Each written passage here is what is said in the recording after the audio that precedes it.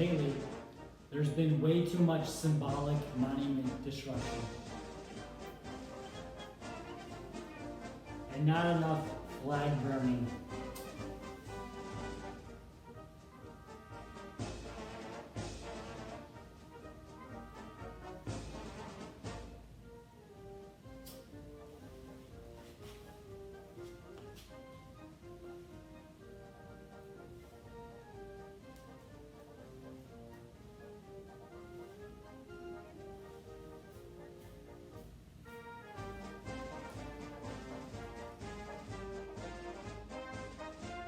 Oh, say, can you see by the dawn's early light what so proudly we hailed at the twilight's last gleaming, whose broad stripes and bright stars through the perilous fight o'er the ramparts we watched were so gallantly streaming, and the rockets' red glare, the bombs bursting in air, gave proof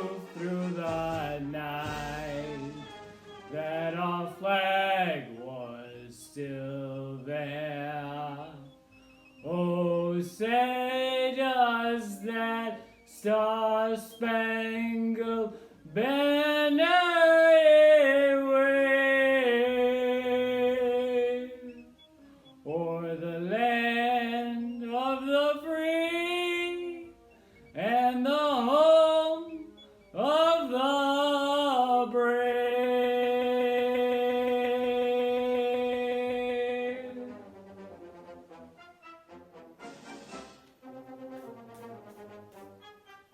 Blessed day, fellow citizens. On this day, our nation celebrates its 244th year of existence.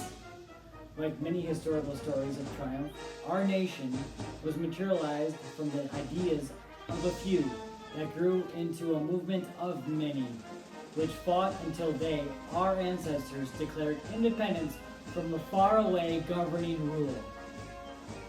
Since then, our ancestors continued to triumph over great tribulations which have faced our nation, some of which aren't so flattering, bringing us to today, where we continue to strive to evolve into being greater than we already are.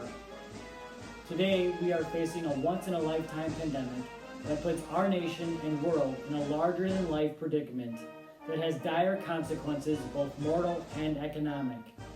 Mortal, because this thing kills, and economic, because our ledger and the world ledger has little leverage to combat the consequences of a necessary economic vacation.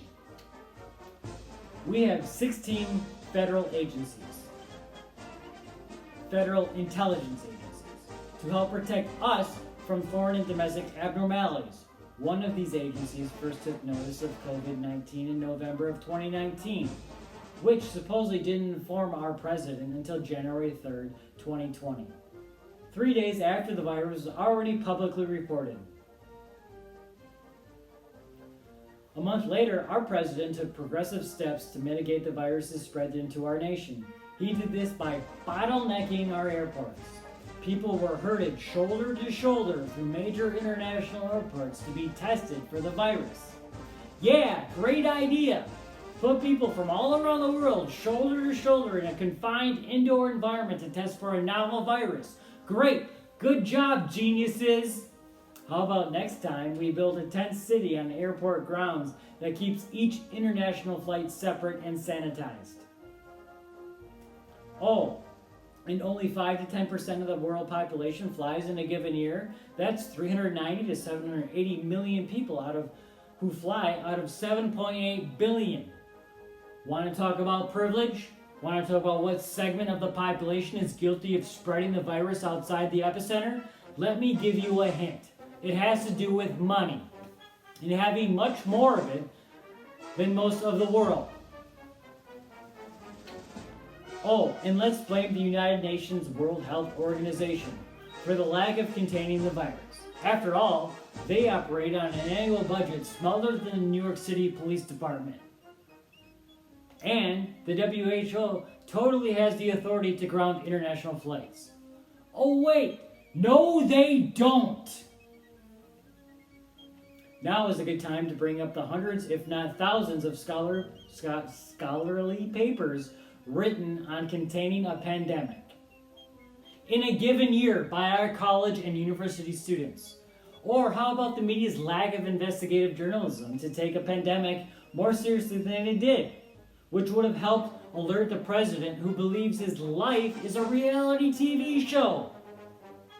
Side note, isn't it a Republican thing for small government and keeping the feds out of our daily lives?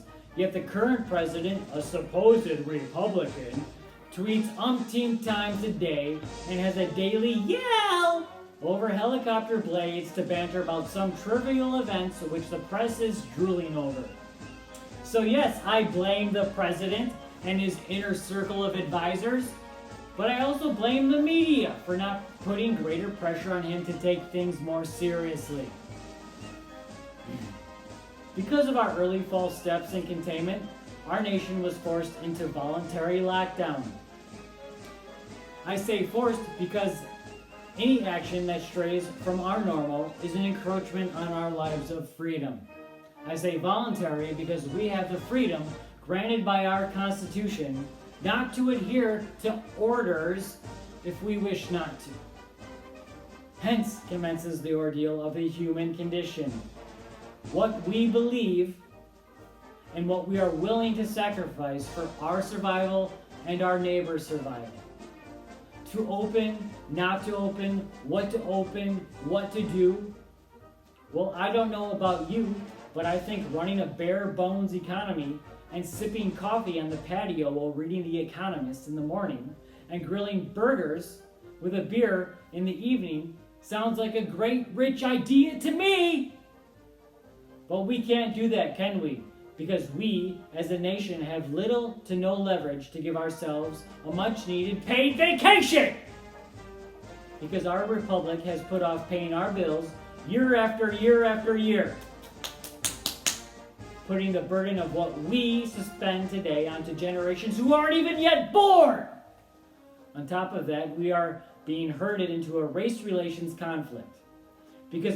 For various reasons and multiple circumstances, our country's minorities are statistically discriminated against more than their white neighbors.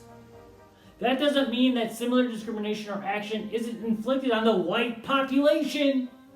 It means that their per capita frequency is greater in those circumstances to occur against minority populations, especially black ones.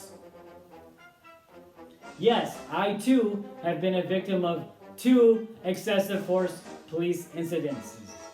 One from my home city of Madison, Wisconsin, from a sole officer who tackled me to the ground 2 days before Christmas because I told him to take it easy on a taxi driver because it was that time of year.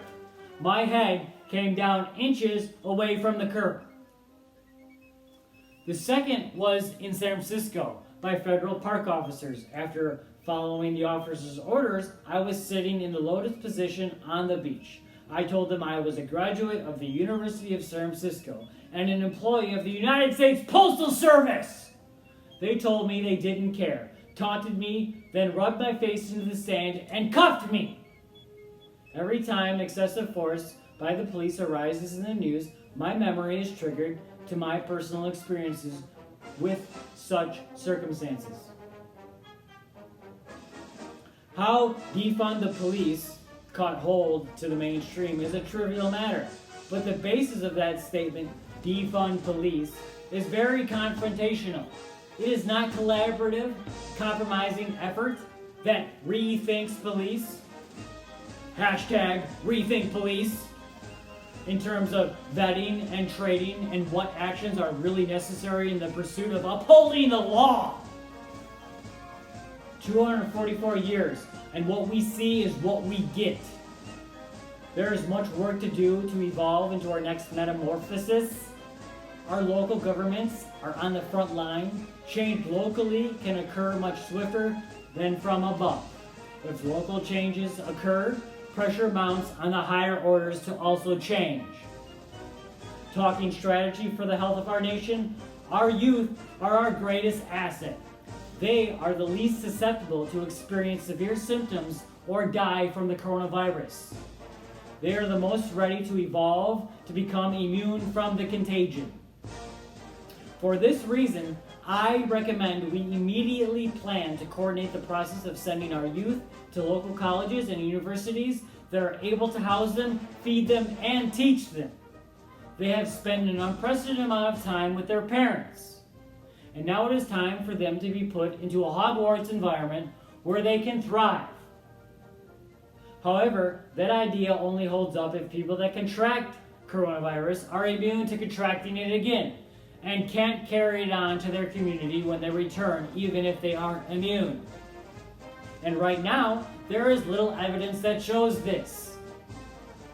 Unfortunately, the economic leverage that we have is greatly diminished by the circumstances of our past governments not to pay our bills. And now we are pinched to take on a considerable amount of debt in order to keep ourselves safe and healthy. This is an option, but we all have to be in this together to run a bare bones economy in order to evade civil and economic catastrophe. When something bad happens or when I make a mistake, I say or yell, "God bless America!"